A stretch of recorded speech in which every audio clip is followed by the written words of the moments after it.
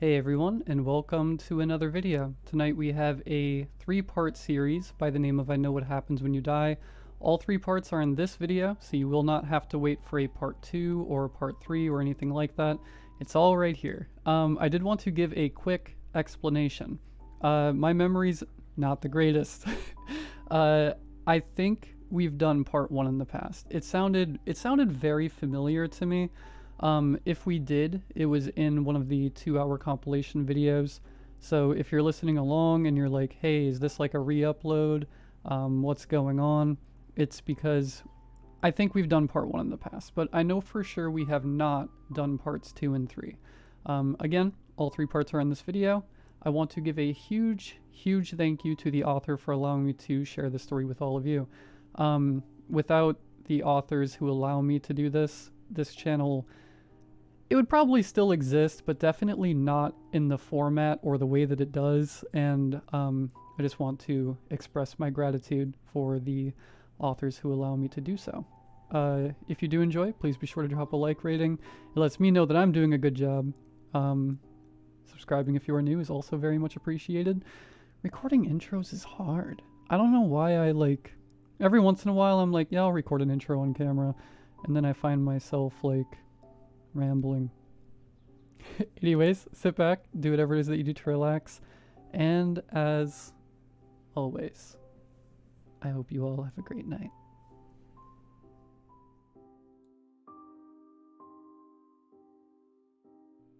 I was 4 when I first saw it. I lived in a fairly safe and comfortable neighborhood. We never wanted for anything, and I was an only child. I had 2 loving parents. By all accounts, there was no real inciting incident. No trauma, no fear. No nothing that would make me hallucinate. I was by all accounts a gifted child who lived with great, loving parents in a large house. I remember I had come home from school, I had gotten a snack from the pantry, and I was taking over the living room to watch Power Rangers, as was my after-school tradition. As I walked into the living room, I looked out onto the backyard. At the time, my little brain could only register a furry lump. A squirrel. It hadn't been torn apart or killed by anything, just died of old age. I knew death was a thing, but I had never seen it in real life up to this point. This was the first time it occurred. From the corpse of the squirrel, I saw what looked like stringy tethers break loose from its body. Ethereal blue things. Barely thicker than twine, pulling apart as I saw a ghostly, blue version of the squirrel emerge from its body. It regarded me for a moment as I watched it. Could it see me? Did the dead watch us? Then I saw it immediately scamper off. My family wasn't religious. I wasn't religious. We were Christian, sure, but we didn't exactly visit church every Sunday, nor did we avoid specific vices or espout virtues. Still, we believed in the basics. When you die, you go to heaven if you're a good person. Hell if you're a bad person. But at the time, I called it heck. Seeing this, well, I didn't know what to do.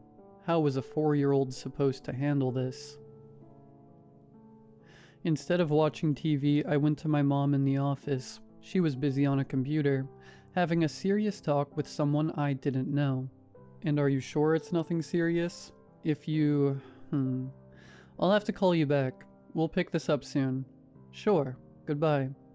She'd hang up the phone, turning her chair to look at me. Yes, Danny? Mom, there's a squirrel in the backyard. I'm sure there is, honey. Is that all you wanted to say? Mom, I think it died. Her face twisted in a look of revulsion. All right, dear. Let me get Daddy to take care of it. She left the office. I could hear her calling, Jacob, Jacob, baby, need you to do something for me. She didn't get it. I mean, how could she? What was there to understand? But I didn't exactly blurt out that I saw ghosts. I was 4. What was I supposed to say? So I hid it. I locked it away in my brain, and it was my little secret. In a way, it gave me catharsis. I wasn't having existential dread at the age of 4, but the unknown still scared me. To know that your soul lives on, well, It gave me some measure of peace even as a child. My parents weren't exactly going to think I was telling the truth either, so why bring it up? Kid me knew grown-ups couldn't see stuff kids do. But it was alright. There was no rule book, but I picked up some things as I watched. Some minor rules. Creatures had to be big enough. A mouse seemed to be the cutoff. I didn't see ants or gnats appear. From death, it took about 40 seconds for something to break free. I didn't know what would happen if you were brought back after legal death, but I assumed your soul was dragged back to you. You didn't get to fly, but you could walk through walls like a ghost most of the time. That was about all I had gathered for about a few years. Things were good for those 2 years. I had my secret nobody else knew, and it gave me peace. I knew one of the great unknowns of humanity. Me, a kid? I felt like a genius. Then the greater truth was revealed. It was December 8th, at about 6:15 in the morning on a Sunday, that things went to hell. I had been dreaming peacefully when the scream woke me up. I bolted upright, almost too afraid to speak. My room was on the second floor of the house, and my parents were down the hallway. If I screamed, I'd wake them up. I had nightmares before. Was that all it was? Just a bad dream and a sudden scream? When you're a child, your mind tricks you to justify things. It couldn't trick my eyes, however. Across the street from us was Jeffrey Raymond's. Mr. Raymond's was an old guy. Not quite senile, but his best years were behind him. He was a kind man. I loved going to his house when we went trick-or-treating. He liked to boast he gave out full-size candy bars. That made him my favorite neighbor. I got out of my bed to see where the scream had come from, as it had been outside my window and across the street. Was Mr. Raymond's in danger? I didn't know, but I had to look. Mr. Raymond's was entirely blue, just as I had seen other dead things before. But he wasn't acting like himself. He was panicked. He was in his pajamas, howling, screaming, running through walls. He had died. Probably from old age, but this wasn't like the squirrels or rabbits I saw. No, he was screeching, sprinting, sometimes going through walls, sometimes hitting them. It's like his body wasn't solid enough. It scared me. I ran down the hall, heavy steps ignoring how early it was. As I'd enter my parents' room, I went to my dad's side of the bed. "Dad?" I'd say. "Dad, Dad, Dad, wake up. Can you wake up?" He'd groggily groan, leaning over to look at the alarm clock. "Hey, bud, it's really early. You okay? Nightmare?" He'd ask, sitting up from the bed. Mom wouldn't wake up, heavily sleeping. "I think something bad happened to Mr. Raymond's." Why so, buddy?" "Just a bad feeling." "Nightmare?" "No, can you go check on him?" Mr. Raymond's might be sleeping. You know he's an old guy." Dad told me. "Dad, please. Can you please?" His eyes said, "I'm not going to sleep until I do this, am I?" But his face said, "Anything for you, sport." He'd push himself up, getting his slippers on. All right. I'll go check on him." As Dad went down the stairs, I returned to my room. I'd watch from the second-story window. Hearing him open and close the door, Dad waved at a passing jogger, exchanging a quick discussion before he'd walk across the road. All the while, Mr. Raymond's spirit continued to howl, flail, scream. I don't think it knew where it was or what was going on. Dad knocked on the door. Silence. Dad looked concerned for a moment. He knocked again. Silence. Now I think he knew something was wrong. He'd do a quick jog back across to our house, where I heard him in the kitchen grabbing the phone and talking to someone. I hoped to see Mr. Raymond's spirit calm down, but he'd just keep screaming, keep running through his rooms and through his walls. There's a danger in nature. When an animal gets wounded, it calls for help. Sometimes a kind human finds it and pulls it out of a trap. Other times a fellow member of the species finds it and saves it. But most often, those cries attract a predator. And in this case, Mr. Raymond's spirit was a siren. I stayed glued to the window, watching the scene, my eyes switching between the actions in the physical world as an ambulance pulled up and spiritual world, Mr. Raymond's ghost tirelessly howling and scrambling around. I wasn't sure how to help him, so I was going to decide to go to bed. That's when I saw it. All this time, I had only seen blue spirits, human, animal, or otherwise. They'd fluctuate in tone and opacity, sure, but always blue. This was the first time I ever saw a red spirit. It scrambled on all fours, long and lanky. Its arms were too long, its legs not ending in feet, but in two sharp talons, one in the front, one in the back. I covered my mouth, watching what I think was its head bob. It had no eyes, a sort of heavy shell covering the top half of its head. It was beelining to the screaming Mr. Raymond. Paramedics were having a polite conversation as it barged through them, phasing like a ghost. One paramedic turned around as if someone had tapped his shoulder, but he looked back to his friend. I saw a primal terror in Mr. Raymond's eyes. He knew this was a predator. He screamed, howling less like a man and more like an animal, before he'd charge into the house. The thing followed soon after. I couldn't see it, but I could hear it. Panicked screams, guttural cries, and then silence. Eerily quiet. Maybe Mr. Raymond's had got away. Maybe he went somewhere further into the afterlife. A child struggled to comprehend non-existence, and the universe was now asking a child to comprehend what came even further after. Nausea was going to overtake me before my dad went in my room, making me turn away from the window. Hey, kiddo, hey, Mr. Raymond's, listen, yeah. He seemed unsure of how to broach the subject. Doubtly so. I considered I somehow knew Mr. Raymond had died. It's okay, Dad, I whispered. I thought it was a nightmare, but... Bad dreams, I know. Hey, listen, do you want some breakfast? Whatever you want. No, I'm not really hungry right now, but thanks, Dad. I love you lots. Love you too, buddy. Dad closed the door, probably wanting to give me some space while I processed this. There were things to process, to be sure, but I didn't want to speak on it.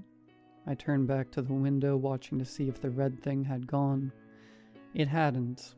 The red thing now stood in the middle of the street, hands twitching. Hands that ended in knives, not fingers. And it was staring at me without eyes. I covered my mouth in horror. Kid logic said that safety from monsters was always under the blanket. That made sense to me, scrambling under it as I got away from the window. Maybe it hadn't noticed. Maybe it was just a coincidence.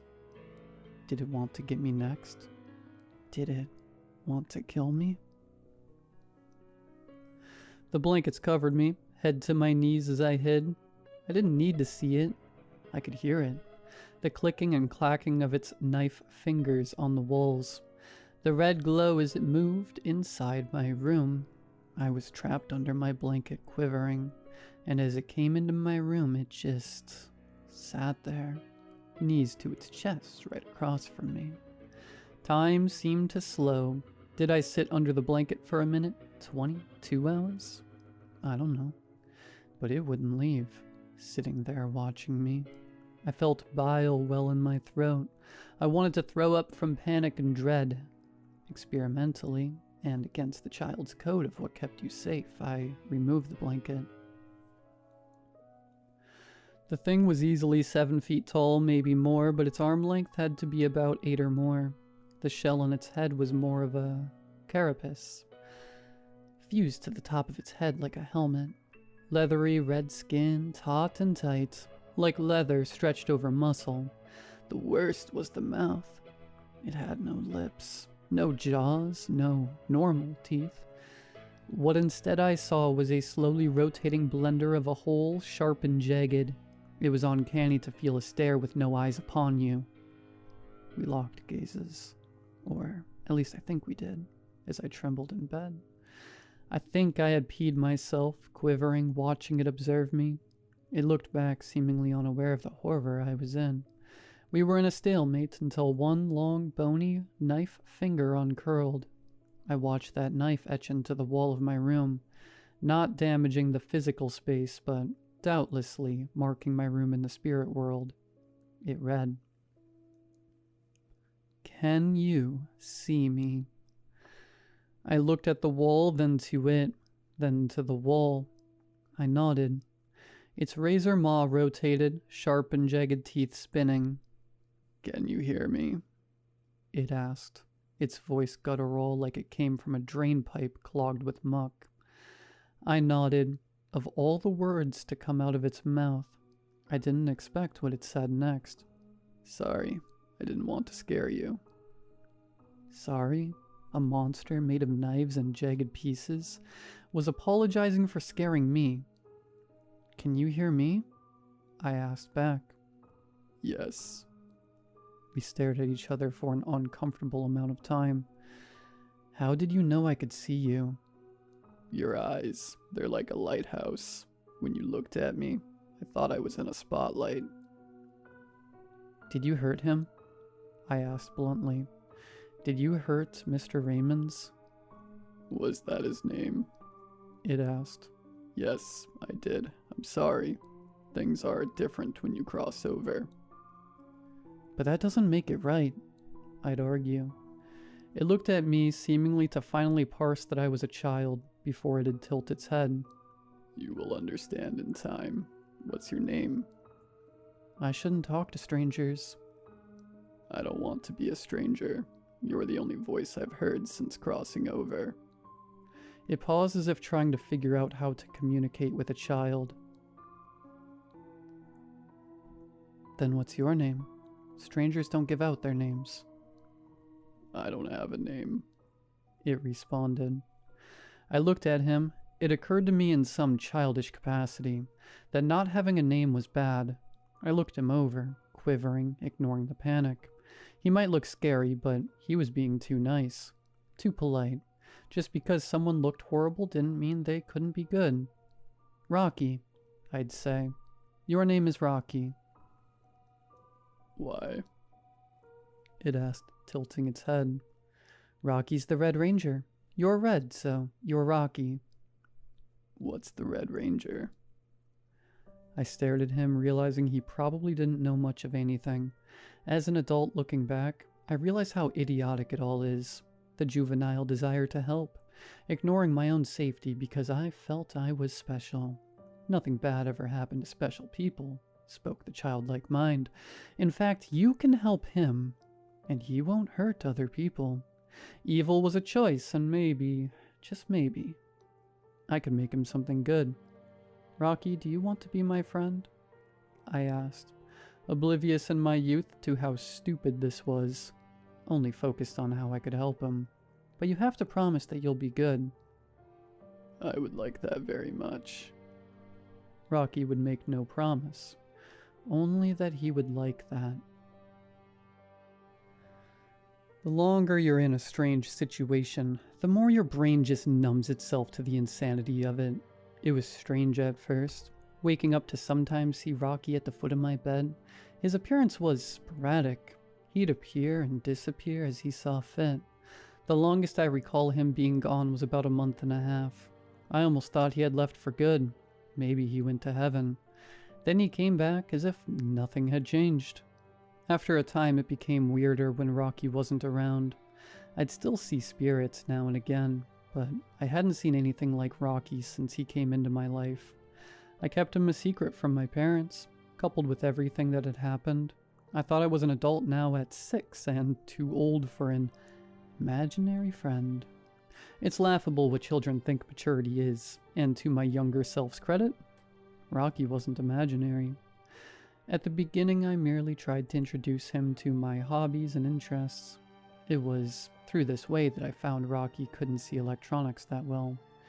He could make out movies, video games, and TV shows, but he told me they were often muted and filled with static. When I tried to introduce him to video games, he just didn't comprehend it. A show that you play? It doesn't make sense. Board games he seemed to respond better to, though I'd have to read the rules and explain them. It was a Friday night that I finally asked about him, alone in my room when I should have been sleeping. Mom and Dad didn't know, plus my door was locked. Where did you come from? It was a simple enough question, open-ended. I was like you. You were a person? I flipped a card for Rocky. Pass, go. I'd move his piece for him and place the money in front of him, though he didn't seem particularly interested. Rocky just seemed to enjoy being treated like a person as opposed to whatever he was. Yes. Do you remember your life? I was a person. I don't remember much of the before time. I remember that I was a soldier. Yes, I did things. I killed people. My brow furrowed as I flipped my own card. Go directly to jail. Gross. I moved my piece. Is that why you're how you are? Rocky craned his head to better look at my eyes. He liked to make eye contact, even though he had none. It is a rule I found out about the after. When you kill, when you take a life personally, you become more like me. I stared at him. It was a heavy topic for a child, much more so with the frankness he presented it with. How do you know? I've found others like me. I can smell when it's close. When someone is close to dying, the smell. What's your favorite food? I moved his piece, but I did so half-heartedly. My attention was elsewhere.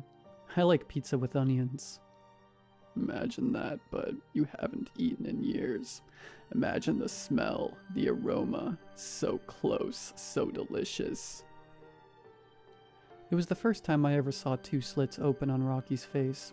Just above that mouth, a wheezing inhalation sound. You couldn't understand it.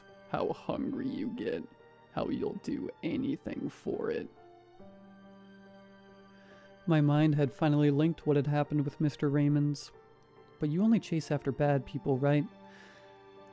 Was Mr. Raymond's a bad person, actually? Another wheezing. This one, however, was more of a laugh. No, I don't know. I don't care. I simply need it. I frowned. This wasn't a good answer. It was cruel and callous even to a child. But you should only chase after bad people. Life and the afterlife don't care about such things. Rocky's gaze locked harder with mine. Look at me. Understand me. Fairness, justice, morality. They do not exist. When you are in the altar, you do what you need. You fight, you thrash, you eat, you survive. Because that is all there is here. It was times like this, looking back. I don't think Rocky truly grasped how young I was. I don't think he had known such words would bounce off a child's head. I only remember them now because of what would come after. What if you just didn't? I'd ask, rolling my dice. Not out of jail. Rocky Wheeze laughed again, his head tilted further down, twisting his neck until he was almost looking at me upside down. I need to eat. I need to. But you know so little of this world. You know so little of my own. One day, you will understand. The room felt just a bit colder. I stared back at the board, playing my game, which at this point was me moving pieces while he watched. Where do you go when I'm away? I asked. I search to fill the void. And, what fills the void? Do not ask questions that we both know the answers to. We'd continue our game in silence after that, me moving pieces, just trying to enjoy myself. But the question lingered. Did it really take him that long to live? Was that his equivalent of chores? I don't know. Looking back, I should have shooed him off then and there, but I didn't. I wanted to try and help Rocky, whatever that meant. Maybe if he saw how I lived my life, he'd have a change of heart. "Do you want to come to school with me?" I asked. A confused look, the tapping of knife-like fingers. "I could." "It'll be fun if you do." "I will do this. I will see how things have changed since I was in your world." I wish there was more to talk about. More hints, more things, but that was the thing about Rocky. He was an observer. A guardian angel if you believe he was pure. A malevolent curse if you don't. It was rather unnerving how normal that school day was. He didn't comment or say anything. He merely watched. The expression never changed. Passive confusion. An alien on the outside, watching acts and rituals. Nothing seemed to click. It finally occurred to me that maybe Rocky was too far gone. Maybe Rocky had just let his mind wander away from what it meant to be like us. To be human. The one brief note was that as we were walking to lunch, Rocky stopped. I didn't say anything and kept walking, but he seemed to be drawn to another classroom. My school went from kindergarten to 8th grade. Rocky focused entirely on a history class, watching what I think was a war movie. His head tilted to the side, breaking away from me as he went to look through the window. Rocky would rejoin me later after lunch. It was during recess now, and I was distracted playing kickball. Rocky followed me, watching children play, as I guarded the outfield. "Do you see something that you remembered?"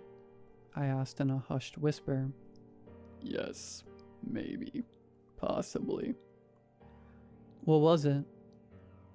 "A faraway place. Blood, fire, noise. Hate." Rocky stopped what he was saying. Those slits on his face where his nose would be opened up, drinking the air of the after in deeply. A low guttural groan rippled from his throat. The words stopped. Every muscle in his body flexed, growing taut. His fingers writhing as he smelt something. "Rocky?" I whispered, confused. He didn't respond to me. I don't think he even knew who I was. He dropped to all fours and began to sprint. It was exactly as I saw him when Mr. Raymond's died, a wild, charging behemoth. The worst part of it all was how silent he was. The silence made it easy for me to hear the braying of something in the distance, the direction of which Rocky had begun sprinting towards. It was feasting time. "Idiot, the ball!" I was so distracted that I hadn't noticed that the kickball had landed in my field, tumbling toward the direction Rocky had gone. Morbid curiosity overcame me as I saw it roll where he had gone, his mountainous form hunched over something. Sorry, I'll get it." I called out, rushing to follow it. When others weren't looking, I'd subtly nudge it toward the tree line. Our school was on the very edge of a forest, with no fence to stop children. An oversight from the pre-millennium, to be sure. The ball tumbled down into the forest's edge, just close enough to where Rocky was. I could finally see it then. The scene before me. It was the first time I had seen Rocky actually doing what he did, as opposed to hearing from afar. In the physical world, I saw a dead body for the first time. A deer freshly deceased. Nothing that would scare someone, unless they'd never seen a dead body before. The spirit world, on the other hand, was a different story. The blue body of the spirit was torn apart. I would have never considered such a sight could exist in the realm beyond life, yet here it was. The deer wasn't a deer anymore. Having been rended apart with a brutal savagery my young mind could have never comprehended. Limbs sent in all directions. The body torn asunder, yet there was a softness to it. Already that gore began to evaporate, disappearing from the world around it. And there, hunched over the spiritual carcass, was Rocky, shoveling pieces of it into his blender maw, completely ignoring me. Gore shot out from his mouth, Anything that wouldn't feed him staining the ground. Claws torn apart what remained, getting pieces that could fit. He gorged himself on whatever he could, ignoring me watching. Did he not care? Did he want me to watch? Or was that hunger so all-consuming that he couldn't be bothered to think about anything other than eating? "Dude, what's taking so long?" One of my classmates called out, running up to me. "Whoa, is that a dead deer? Gross." It was right then that I collapsed. I got to go home early after that. The guidance counselor recommended some time with me, see how I felt and if things could help. I'd have to visit them a bit, considering I had such a strong aversion to what they thought was me seeing a dead animal. Maybe I was frail mentally, in their eyes, to the idea of mortality. I kept my mouth shut. Nobody would believe me if I told them what I saw. If anything, they may consider me wrong, having vivid, violent images in my head. It didn't take a child to know that the things you imagine tell a lot about your own mind. Rocky followed me home as he always did. I couldn't look at him. I think he realized, finally coming off his binge of feasting, that he might have frightened me. Maybe he'd see my reaction and change his ways. I had hope he'd realize things were dire between us. When I finally got to bed, alone in my room after a horrid day, Rocky just stared at me. I couldn't read his expression, but it slowly dawned on me. There was no apology to be given, no remorse, nothing. What looked back at me across the edge of my room was something that held no forgiveness. Why would it forgive what was normalcy? "That was horrible, Rocky," I said. "I told you, there is no fairness in the here nor the after." "You didn't have to be so mean." "Maybe not." "Was that what you did to Mr. Raymond's?" Rocky slowly clawed his way over to me, sitting by the bed parallel to me. "I cannot stop. That hunger, that pain, I feel it all the time. I need it to stop. I need it to end. Even now, I am in agony. Talking helps me forget, but it never goes away. Be it napalm or be it a campfire, it's still fire. It's always there burning me." "I'm sorry it's like that for you," I'd say. "If I could stop, I would, but I don't act through hate or vengeance or spite. I do this because I need to." The pity I had felt, the empathy vanished. It dawned on me that Rocky was not something or someone that could change. Rocky was less of a person and more of a sentient animal, driven by food, driven by whatever he needed. I had let the wolf into my home, and now it was there. But something else clawed at my mind. "Rocky?" I asked. "Yes." "If I died, would we still be friends?" Silence. Complete, dreadful silence. It was almost as if for the first time, Rocky wanted to be picky with how he worded things. After that dead air, he finally spoke. "Do you truly want the answer?" Now it was my turn to be silent. I didn't want to know, but I knew. Nothing lasts forever. Nothing lasts eternally. One day, things die. In a way, my silence was my answer. My knowledge about the after had once given me peace.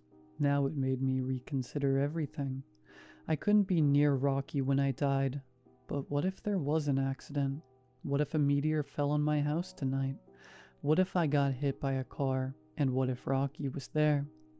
The things I had once considered my friend was now an omen, an ominous reminder, always following me, always watching. I felt ill. I felt terrified.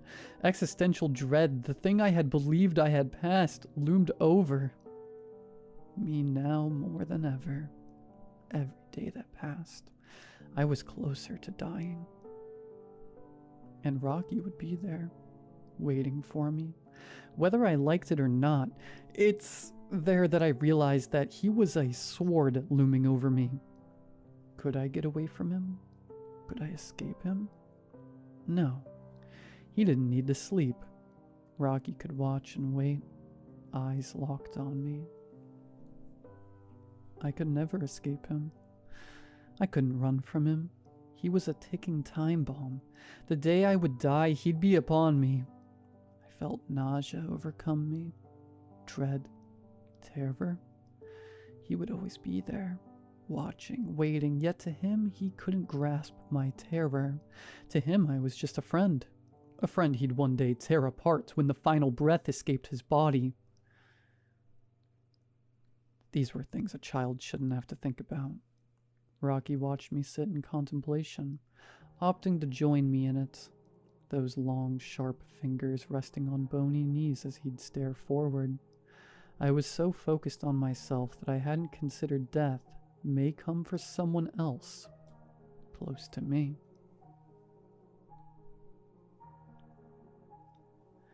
Someone once said there are never any clean deaths in life. Death is never cinematic. It's either far too quick or far too slow. Young as I was, I couldn't grasp it at first. Mom and Dad would have long talks alone. Sometimes it'd grow in volume, but never above a whisper. They didn't want me knowing. Rocky couldn't hear them either, though he never left, always lurking, always hanging over me. For years, this specter haunted me. I even had to go to a sleep clinic because there were numerous nights I couldn't sleep with Rocky there. I dare not tell anyone. I had reached the point where I realized that if I had told anyone, they'd most likely throw me in some insane asylum. Let's not even entertain the idea of what it would be like if people did believe what I saw. It was when I was about 8 years old that Mom and Dad pulled me aside. They were, at last, open and honest about what the problem was. Cancer. I don't know the word for it. Irony? Dark humor? Some divine amusement that in my life, where I was constantly the unwilling host to a saw-mouthed monster that saw me as its one friend, the most normal of horrors had crept into my life. I wouldn't know the word for it, but it certainly changed things. Money around my house became tighter. Mom went in for more treatments as time went on. We'd have peaks and valleys where it looked like Mom would get better, only for it to reappear like an ugly ghost. It was during this hospital visit that I saw the antithesis of Rocky, or whatever the alternative to him was. We had gone to a hospital so Mom could get more blood work done. It was the first time I had opted to come along. I felt I was old enough to handle it now at the mature adult age of 10. Walking the halls of hospital, I saw them. They looked like your classic Grim Reaper, dark hooded things, slowly and mournfully moving up and down the hallways. Loud and panicked beeping went off. My family moved to the side as multiple doctors came rushing down the hallway with a massive cart of supplies and medical equipment. The voices were rushed and panicked. IV drips, drugs, things I couldn't pronounce as they tried to save someone's life. A young man, from the sound of it. I knew they had failed when I heard things go quiet, and then the screaming began. That horrid screaming. That screaming I knew would bring other things like Rocky. But this time, it didn't. The black-robed things began to congregate as I saw his blue spirit wildly thrash, trying to push them away. He didn't speak. The man howling like an animal even as they descended upon him. But there was no ripping, no squelching. There wasn't any sound at all. One by one they held him. His spirit wasn't torn apart. He simply seemed to fade away like dust. A peaceful end. I wouldn't know for sure. Maybe they were just the kinder alternative to Rocky. Either way, their end seemed more preferable to whatever Rocky would do. This was the visit, however, that would make things go wrong. For years they had tried everything they could with Mom. delays, hopes, chances. Today, there would be no second chance. Her cancer had progressed to being terminal. They could keep her alive longer, to be sure, but it wasn't going to last. She had to make a choice: prolong things or let them run their course. We went home in silence that day, contemplating. I cried a lot. I was sad I was losing my mom. It was the worst thing that could have happened to me, until I heard her ask for something that made my stomach drop into the pavement. Jacob, I want hospice. I want to be home. Hospice. That word I knew. It's when people died at home. A home where Rocky was. There was no way I could convince her. I was old enough to realize that, and knew things wouldn't work out in my favor. That'd mean I'd have to do something I hadn't in years. I'd have to talk to Rocky. When we arrived home, I quickly got up the stairs. Mom and Dad thought I needed time alone. Rocky was there today, watching me as I locked eyes with him, his head tilted. You haven't looked at me like that in a long time. Those eyes, those lights. You need to leave, I demanded in a quiet whisper. Why? He'd ask. Because I said so. I didn't want to tell him the truth. If you're my friend, if you ever were my friend, you'll leave. Now. A long silence, the room thick with tension. Rocky stared at me, those hands scraping the floor. He'd move closer, crawling on all fours to get at eye level with me. A boy trying to be strong in the face of a monster. No. What do you mean, no? I want you out.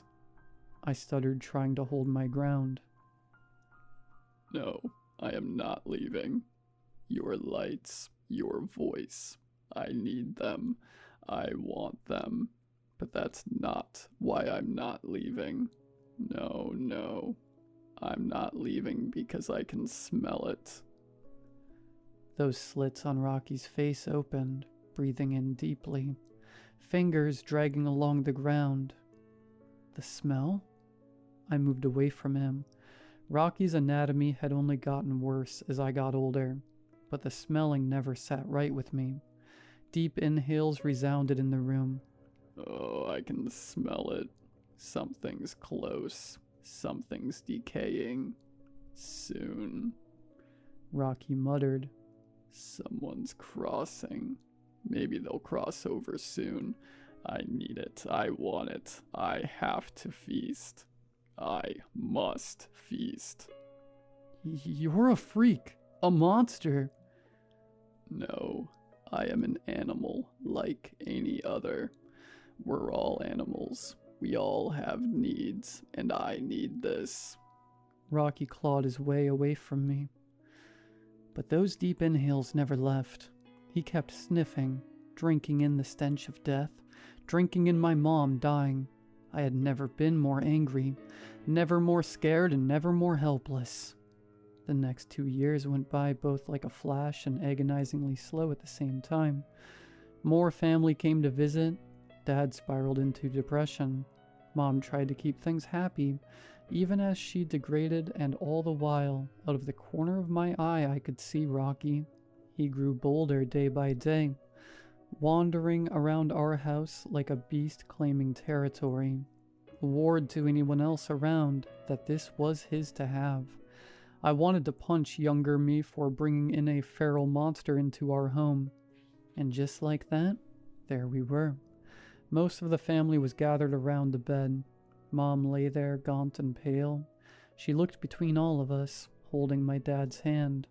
And there was, too, Rocky, looming over the entire proceedings, eyes fixed on my mother. There were tears abound by everyone, but I was holding it together as best I could. Mom looked at me. Honey? Yeah? I stared at her. Her eyes were sunken by sickness. Mine were sunken in horror and sorrow. I love you and always will. You know that, right? I nodded. I knew that was true. And you know I'm always going to be watching over you, right? I nodded. I knew that was a lie. If you're ever... Mom started saying something. She continued to say something, but I couldn't hear her words. My eyes growing wide. Tears ran down my face. The people around me must have thought I had broken down at last, at everything happening. In truth, I could recognize the sound, like rainfall hitting wood. Drip, drip, drip. I knew what it was, my eyes wandering. I wish I hadn't looked. Rocky was drooling from that open, knife-filled maw, right onto the floor. Mom smiled at me. You're going to be okay. I wasn't. I love you so much and I'll always be here. She wouldn't. Do you all mind if I close my eyes for just a moment? Go ahead, Mom. Inside, I was screaming at her not to shut her eyes, not to let go. Her eyes shut. Her breathing slowed and slowed and slowed. I couldn't bear it. I ran.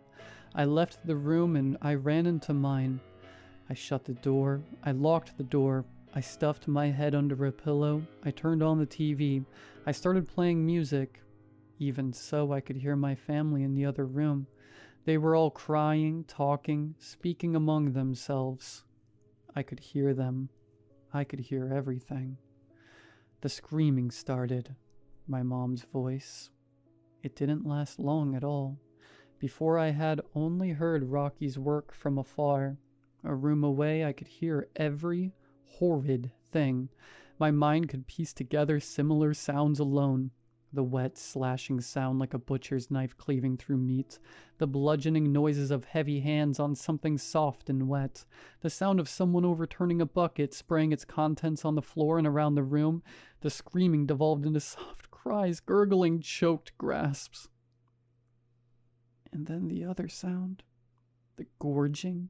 The wet noises of jawless maw cramming in anything that could feed. Tearing chunks apart. It lasted for about 10 minutes, but it felt like 1,000 years. Anger welled in me alongside my terror. Let me tell you, reader, that fear and hate intermingle. They're lovers, close spirits, and they make a home together. For the first time, I felt something other than fear about Rocky spread through me. Raw, unbridled hatred. After all, he just killed my mom. Rocky didn't return to my room until an hour later. I don't know if it was some manner of clarity after eating or genuine guilt, but return he did. Fingers and teeth stained in blue as he'd look at me before moving to a corner to sit. Get out, I whispered.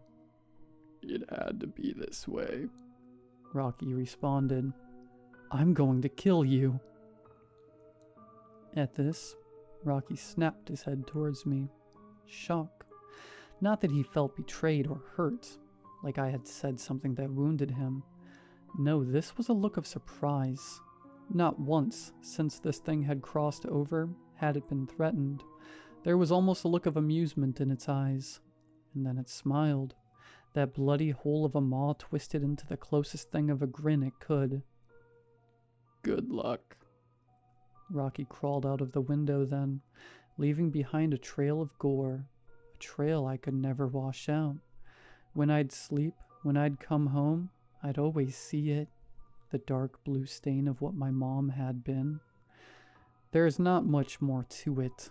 We buried her remains. Dad was depressed, but he moved on. I didn't. I never did.